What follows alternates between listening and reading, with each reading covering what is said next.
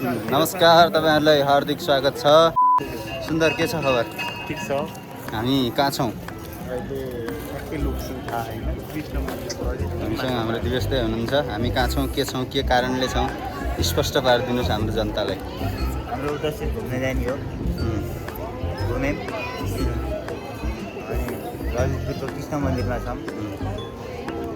ललितपुरको 21 गजुर भएको कृष्ण मन्दिरमा छौं हामी।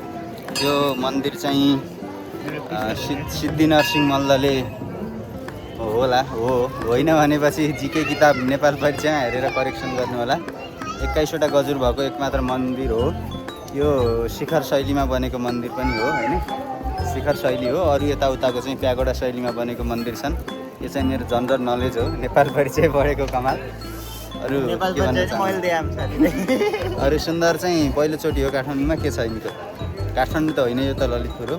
के छ, कस्तो लागिरहेछ? रमाइलो लागिरहेछ। यो युनेस्को विश्व सम्पदा सूचीमा पनि सूचीकृत भएको ठाउँ हो 1979 मा। अनि यहाँ आइसकेपछि धेरै बस्ती नेवार छ, त्यही भएर हामी पनि नेवार भए पनि यो कपडा पनि देख्नुभयो होला। हामी चाहिँ यहीँको संस्कृति अनुसार अब हामी यताउता के छ यो देखाउँछौँ बिस्तारै। अब चाहिँ photo खिच्छौँ। A few moments later.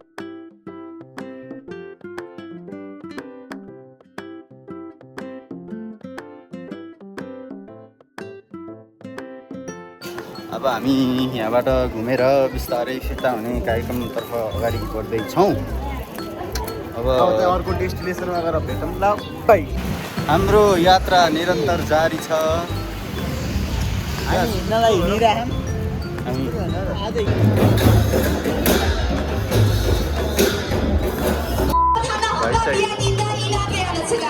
मैले भाषा बुझेर हेरेँ होइन, केटी राम्रो लागेको थियो।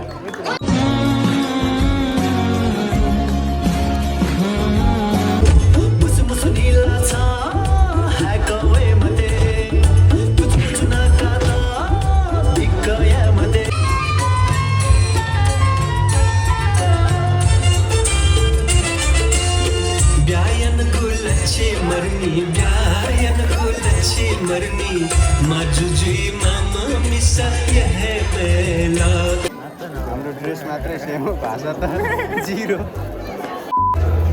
मैले ब्लग हाइज्याक गरेर हिँडिरहेको छु साथीहरू। कता अगाडि हिँडिरहेको छु।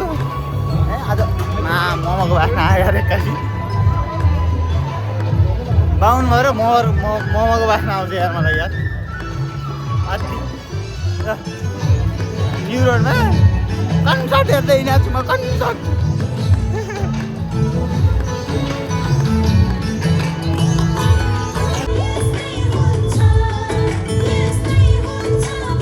हामी पुरै काठमाडौँ र ललितपुर घुमिसकेको अवस्था हो। हामी जमल चौक आइगयौँ। जमल चौक। अब मेरो चस्मा लाउँछु।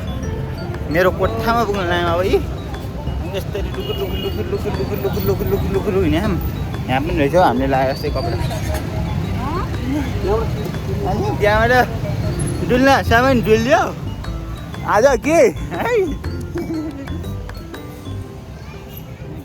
बिल्ला हाल्न हामी हिँडिराख्नु वाहन दिदीहरू हामी गयौँ अब कोठामा पुग्छौँ।